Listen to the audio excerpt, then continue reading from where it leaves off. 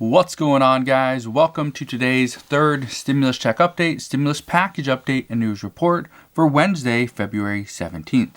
Now, we have a lot to discuss in today's video following President Biden's CNN town hall from last night. If you didn't get a chance to watch that, I'm going to explain a few of the things that really irked Democrats in the meeting last night.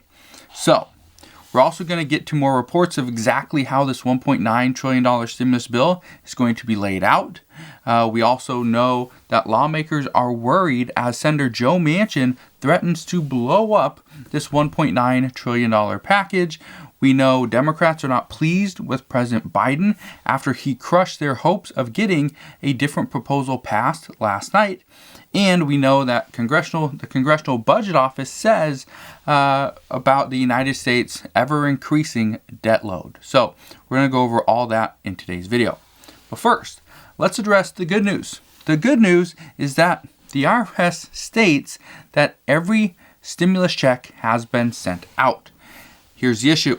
These checks, that have been sent out, these are only the checks that the IRS states that were intended to be sent out. So, it may be a paper check, it may be a prepaid debit card, it may be through direct deposit. They are stating that these checks were only the checks being intended to be sent out. So, if you do not get a check, then it simply means that it wasn't intended to go out to you. That's it. So the IRS is saying that they have sent out all the checks currently that were intended to be sent out. But that doesn't mean everybody received one. So if you didn't get a stimulus check, whether it was a paper check, through prepaid debit card, or direct deposit, if you didn't get that, the IRS states that you can get any amount that you are still owed or any leftover amount by using the recovery rebate credit on your 2020 tax return. So just keep that in mind. If you didn't receive it, you can go and get it fairly quickly. Now, if you didn't receive the $600 stimulus check, or it went to the wrong bank account or the wrong address, here's what I recommend, and this is what many experts are currently saying as well, is that you need to file your taxes as quickly as possible because the IRS might have different information for you. They might have some, old address, an old bank account, or whatever. And if that's the case, the chances of you getting this $1,400 stimulus check actually drops if the IRS doesn't have your correct information. So go and fix that as quickly as possible. File your taxes, whatever you have to do to ensure that you get the $1,400 stimulus check. Because right now, Bernie Sanders is saying, and this is not just coming from Bernie Sanders, he is pretty much talking for the American people. He says the American people cannot wait for relief. They cannot wait for these payments. Congress must act now. These are survival checks that the American people deserve. That's what he states. And people like Chuck Schumer, Senate Majority Leader Chuck Schumer, keep on saying that people need additional help right now. And some of these people are students. Students have been left out of the previous stimulus checks, right? They've been left out of the $600 stimulus check because some are older than 18. When Chuck Schumer is talking about students, he's specifically talking about college students. Kids that are anywhere from 18 to 24, that kind of range, that are still in college, are most likely on their parents' tax returns. He is saying these are the people that are currently in need, and students need additional survival checks in the form of student loan forgiveness. But last night, President Biden was simply asked and told that $10,000 in student loan forgiveness is not enough. But President Biden said, "I will not make that happen." And he was alluding to the $50,000 in student loan forgiveness that Senate Majority Leader Chuck Schumer and Senator Elizabeth Warren are currently pushing for. What I can tell you is right now, the chances of a $50,000 student loan forgiveness bill going through are very small. President Biden says he believes providing $10,000 in student loan forgiveness to struggling families would help out greatly. However, he doesn't believe forgiving debt for students that went to Harvard, Yale, and Penn is a good idea. providing some assistance to families that are struggling is something that he wants to do, up to $10,000. But Chuck Schumer and Elizabeth Warren, they have other ideas. And this is going to create a little bit of hostility within President Biden and Senate Majority Leader Chuck Schumer.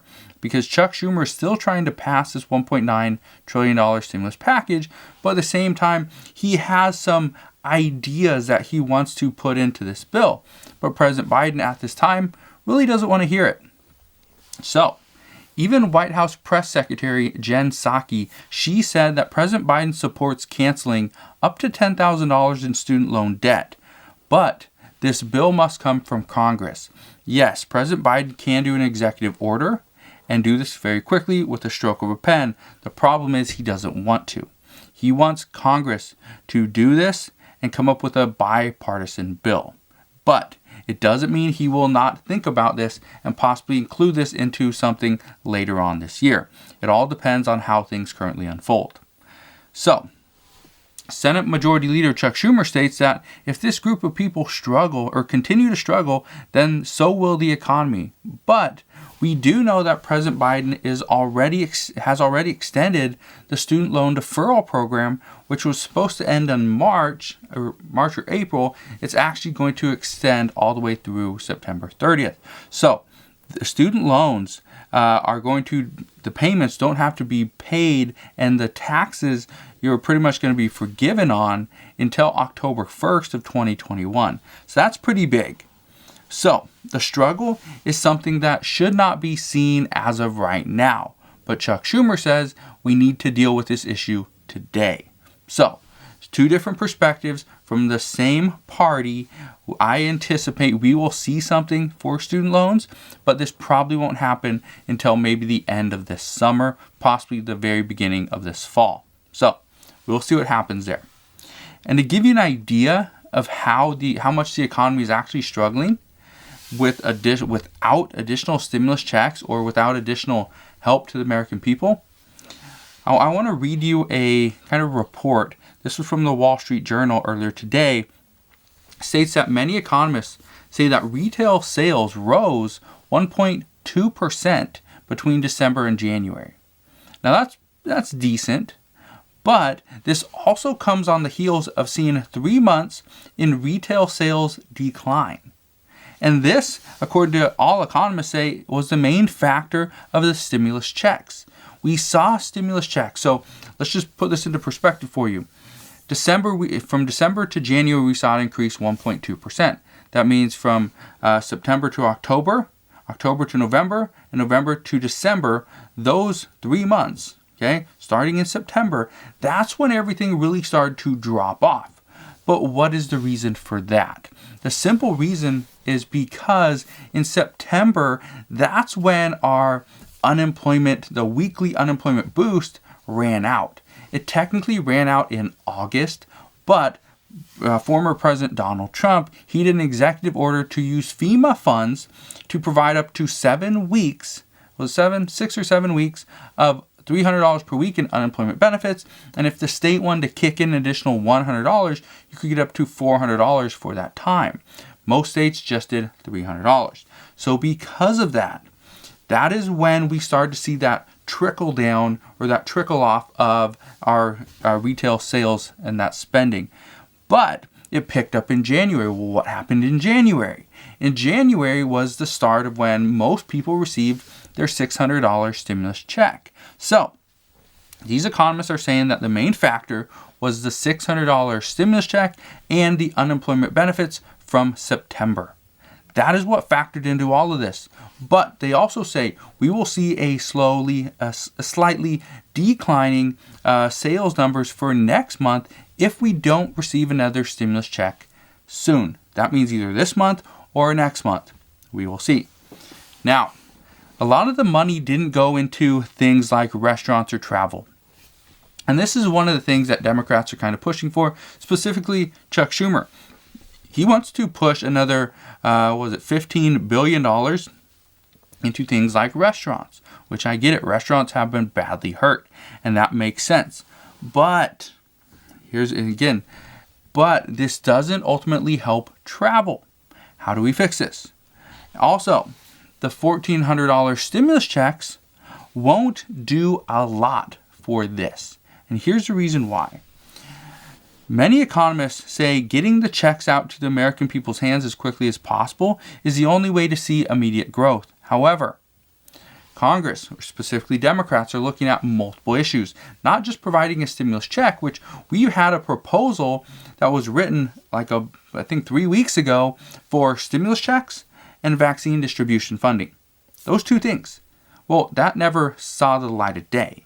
Okay? That never made it to the House. Never made it to the floor. It was just a proposal. That was it. But it was a good proposal. It would have provided $1,400 stimulus checks, and I think it was like $30 or $40 billion for vaccine distribution funding. It would have been a good bill, but it only included those two things. Democrats and many people within Congress want to, provide a whole host of stimulus to really help out the American people and the economy, which makes sense. But it's taking too long.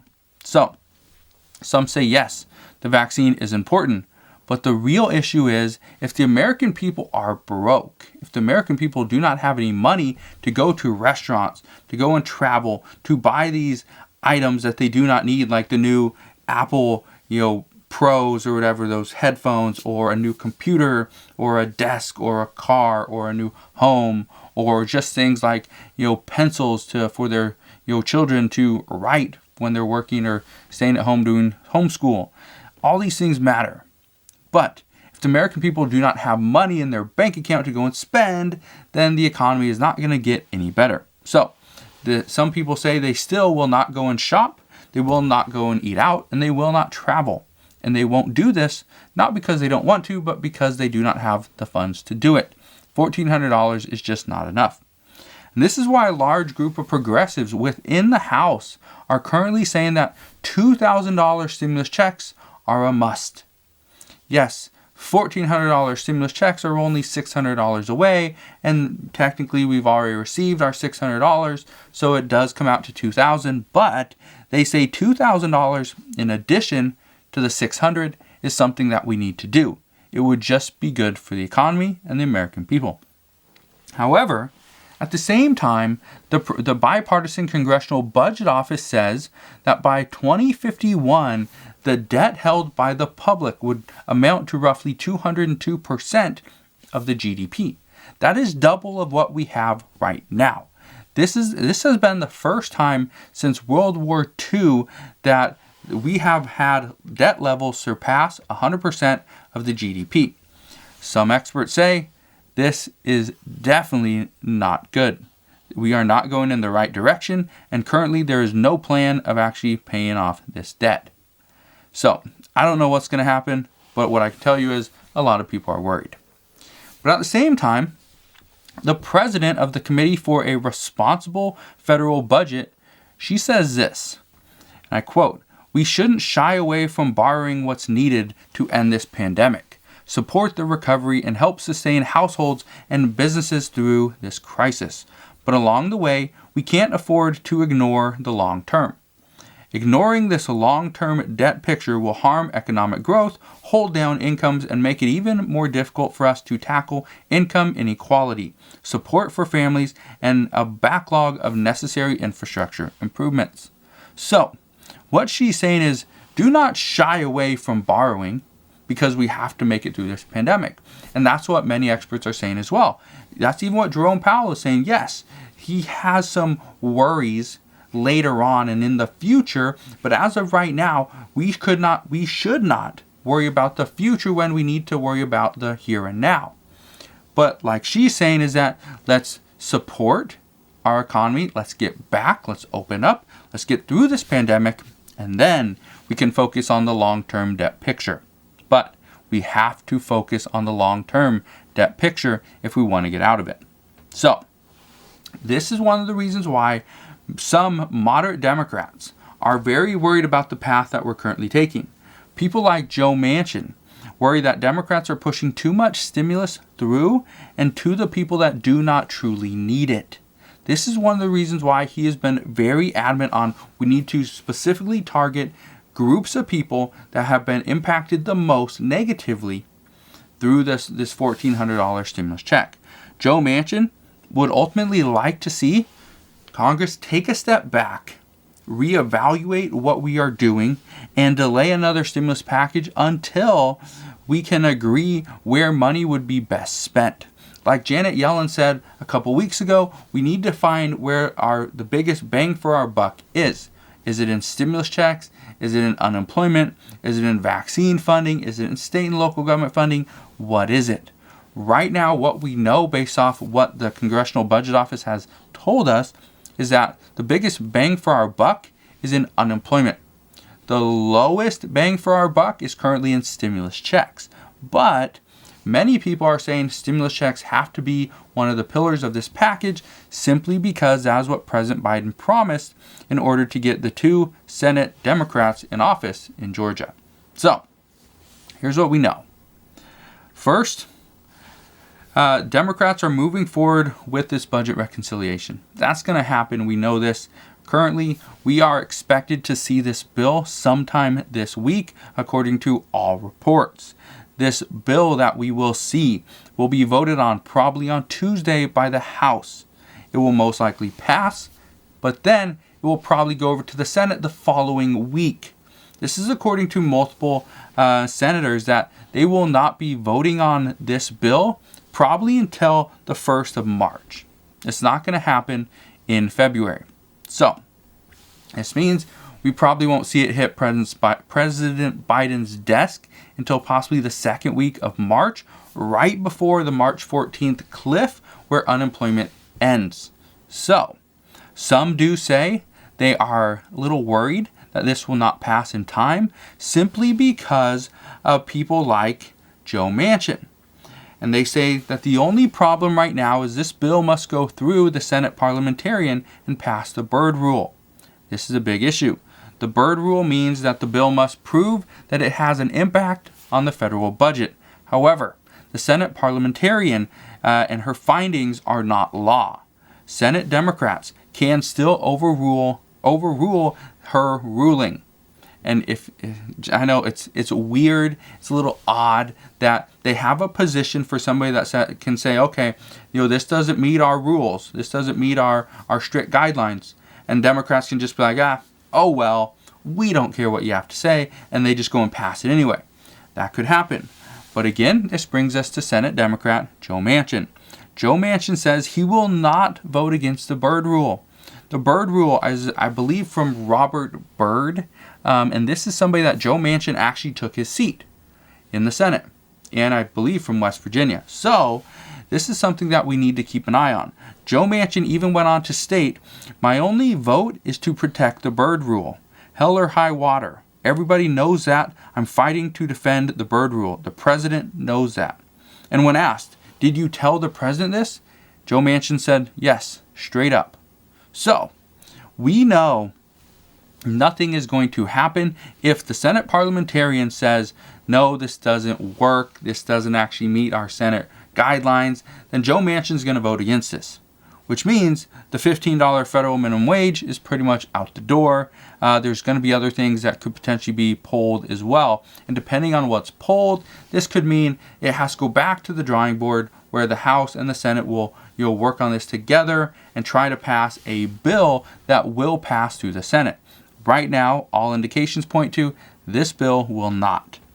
We even have House Budget Chairman Democrat John Yarmuth, which he says, and I quote, I think the minimum wage is a stretch to get through the Byrd Rule.